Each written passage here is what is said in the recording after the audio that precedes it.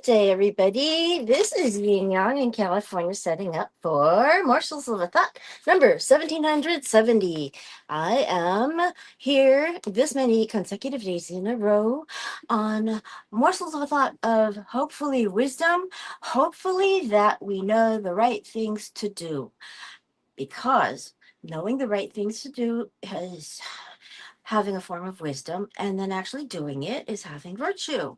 So, since I'm not that wise on my own, I borrow wisdom from people such as Sherrie Schneider and Ellen Fein, who wrote the rules. The rules is a dating philosophy that has worked for decades for women who want men to chase them. Now, why do we want men to chase us? Because men love the chase. Men actually seem to love the pursuit. Don't listen to what they say, watch what they do. That's what the rules women said. That's what the rules authors said. So, we know that we have the rules. But we also have Not Your Mother's Rules. Decades later, they came up with Not Your Mother's Rules, the new secrets for dating, because it has a lot of rules about texting. And we're not doing that part. We're doing this part. Today, we are going into Don't Write to Guys First. Um, don't write to guys first. Do ignore winks. And there are other rules for online dating. So here are some important rules. Now, we finished on Tuesday with the important rules, just the titles of them, but I'm going to read you now what they mean. Safety comes first. Turn off the instant messaging feature on the online dating website. If a guy you met online continues to contact you and ask you out via email, even after the first date, do not suggest, quote, bringing it to the phone, end quote. If a guy sends you his number but doesn't ask for yours, you can reciprocate by responding, okay, great, and my number is blank, blank, blank, blank. Screen out buyer beware guys. Don't have a Romeo and Juliet relationship with online guys you have never met. Don't take your profile down until you are in an exclusive relationship and he has removed his as well. And don't take yourself off an online dating site until you find whom you're looking for. Okay, safety comes first.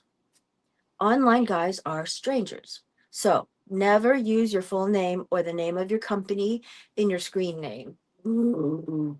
Well, Yin Yang is not my full name, okay? But it sounds like yin and yang. Yeah. Okay, so here, safety comes first. You are a blonde banker, capital B, not Chelsea Jones at gmail.com or C Jones at natwestbank.com. Do not specify where you live or work.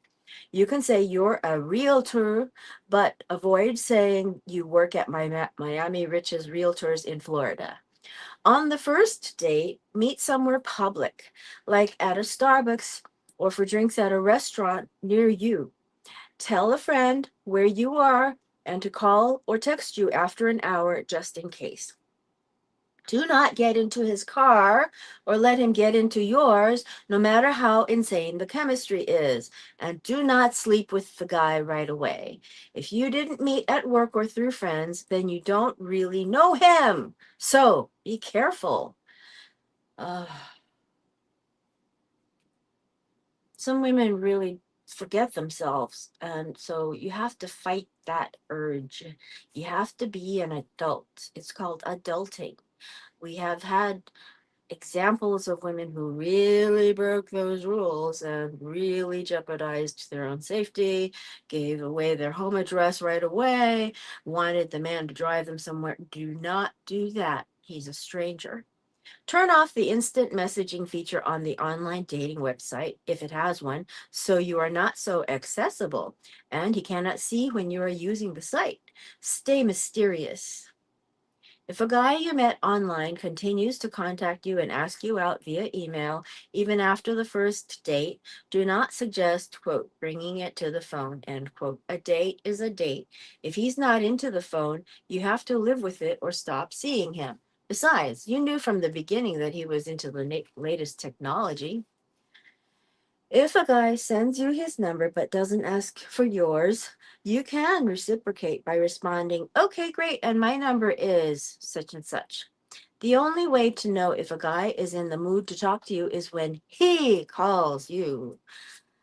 Screen out buyer beware guys. If he doesn't post a photo, ask to see one when you respond to his message. Do not agree to meet a guy who hasn't sent you a photo. You're not being superficial, he's just being suspicious. Also, skip guys who talk about sex in their profiles or messages. Be wary of guys who send vague or form letters that make no mention of anything specific in your profile. Don't have a Romeo and Juliet, end quote, Romeo and Juliet relationship with online guys you have never met. If a guy has not asked you out within 4 texts, it's a fantasy cyberspace relationship, so move on. How can a woman fall in love and even break up with a guy without ever meeting him? Some women talk to bored or lonely men whom they never meet, but whom they swear they have a soul connection with. To have a connection, you have to meet. Dating is rarely like Sleepless in Seattle. You remember that film? Don't take your profile down until you are in an exclusive relationship and he has removed his as well. If he tells you that he quote just has not gotten around to it yet, end quote, don't believe him. Invariably, this type is still looking at other women's profiles despite professing monogamy with you. So keep dating. Last but not least, don't take yourself off an online dating site until you find whom you're looking for. Women decide to, quote, take a break, end quote, from Match.com or eHarmony, or decide not to renew when their 6 month subscription to JDate.com runs out. That's crazy. What is there to take a break from? Meeting your future boyfriend? Would you take a break from checking online job boards if you hadn't found a job? We didn't think so. Sure, you can take a break by not answering your emails for a few days here and there, but if you really want to meet a guy, keep your profile up for as long as necessary, in addition to going out once or twice a week. You have to be in it to win it, so don't drop out of the game. Okay? Now, we are reading from Not Your Mother's Rules, The New Secrets for Dating, from Fein and Sherrie Schneider, who wrote it with their daughters too. And then we were reading the Rules Handbook. I am on Instagram as well, reading day to day doses of the Rules Handbook. I'm there as Ying underscore M underscore Yang. Ying M Yang with underscores around the M. Okay, so wisdom, wisdom, wisdom. All right, let me check on something here that I wanted to read. Yeah, this was fine. Okay, don't introduce a guy to anyone first, invite him anywhere first, or friend his friends first. Do not, do not, do not, okay? These days, no one is separated by more than 6 degrees. The world may have more people in it, but it's definitely getting smaller. Everyone is a friend of a friend of a friend. With all this connecting and reconnecting, you can suddenly be linked to 900 people and not even think twice about it. But some women are using and abusing social networking sites to, quote, meet, end quote, a guy's friends or family before he has made an official introduction. They feel that getting friendly with his people will bring them closer to him or help seal the deal. We understand the temptation to put his buddies, coworkers, mother, sister, or cousin on your radar, but it's a big mistake to make the first move into his world without his say so. His friends and family might find it aggressive or even weird and creepy for you to invade their cyberspace, and it could backfire if they tell him that. What's so bad about sending his mom a Facebook message to ask her about her chicken soup recipe? Where's the harm in posting on his frat brother's wall how awesome their party was last weekend? Much like writing on his wall, in such situations, you're pursuing his people, which is totally against the rules. It can be interpreted as borderline stalker ish. and might scare him away.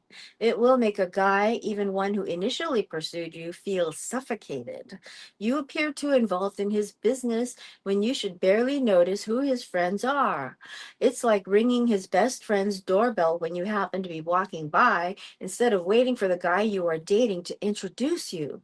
It has pushy and eager written all over it. You want the guy you are dating to introduce you when he is ready and accept their friend requests when they are ready to make them. That way, he is more likely to preface his introduction with, quote, "This is the girl I've been telling you so much about," end quote, as opposed to, quote, "This is the girl who friended you and has been begging to meet you," end quote. The key is that you have to do the rules not only on him, but also on his friends and family. He and anyone in his world must make the first move online and off. That's where the rules handbook would come in. Okay?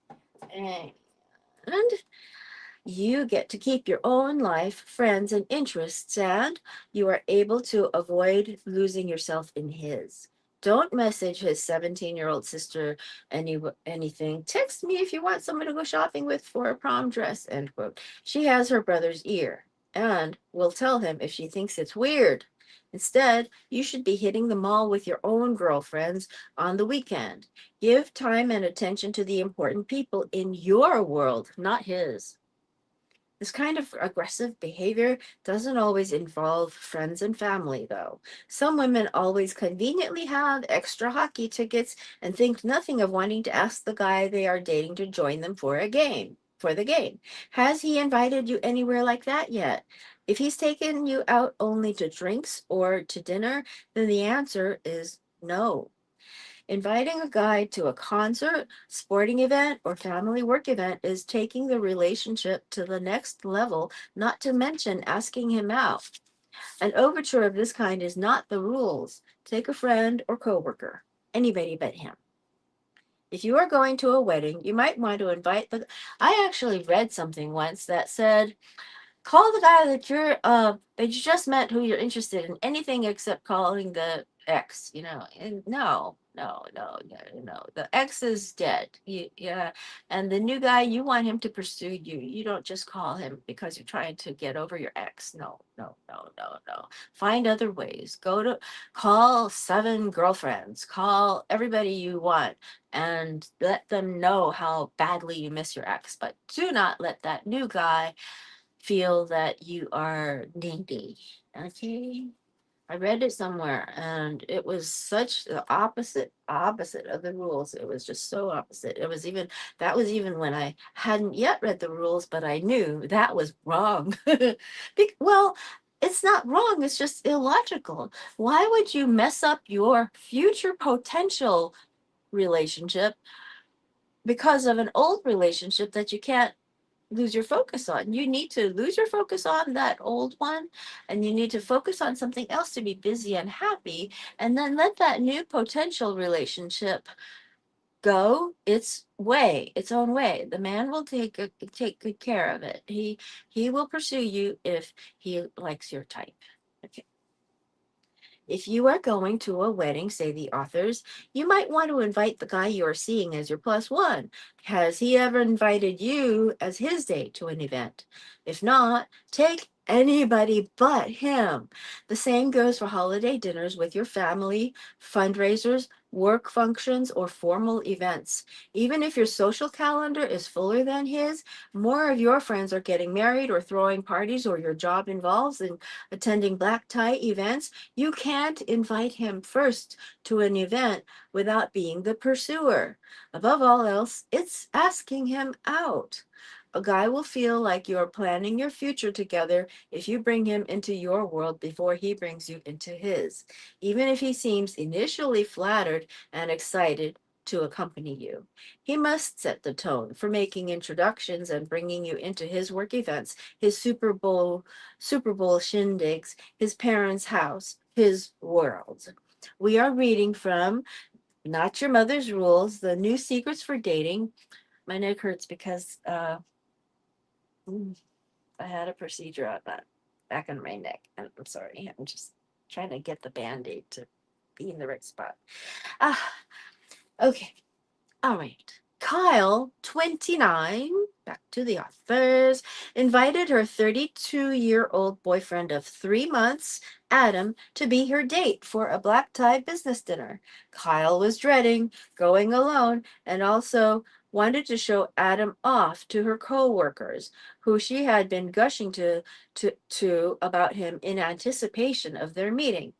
Adam seemed thrilled to join her when he agreed to go, but then 2 weeks before the event, he said work was really crazy for him and he wasn't sure he would be able to make it. Needless to say, she was annoyed and anxious. She called us in a tizzy, wanting to know how much she should push the issue because the calligrapher needed his name for the seating card. Calligrapher? That's a wedding word. Was she trying to scare him away? All a new guy has to see is his name etched next to hers on a seating card, and he will think things are getting way too serious, way too fast. We told her to invite a friend, male or female, to the event and just have the calligrapher write guest, the word guest. Even if she did take Adam to any events in the future, he should still be listed as guest. She asked if she should tell her boyfriend that he didn't have to go after all. We said not to bother. He probably forgot and would be relieved if she didn't mention it. Sure enough, he didn't bring it up and she didn't bring it up and neither did he. Carly invited a guy she had been dating for a month to her 25th birthday party, thrown by her friends and family at her favorite restaurant. It was a casual event, but in a matter of hours, a guy who spoke to her first at a bar and had 3 Saturday night dates with met her parents, her siblings, and closest friends from college and work. Carly called us a few weeks later to tell us that he'd told her he wasn't looking for anything serious. He hadn't asked her out in 2 weeks since the party. After we did some digging, Carly added that one of her friends had asked the guy if he was her boyfriend, and he had said, "We're just friends." She wanted to ask him what he meant by that, considering she had slept with him on the last date, but we told her not to. Had he invited her to his birthday or to meet his friends or family? No, his birthday was 6 months away. Clearly, it had been a mistake to invite him to her party. He felt overwhelmed by meeting everyone she knew so quickly and all at once. If your birthday comes before his, it's a tricky situation.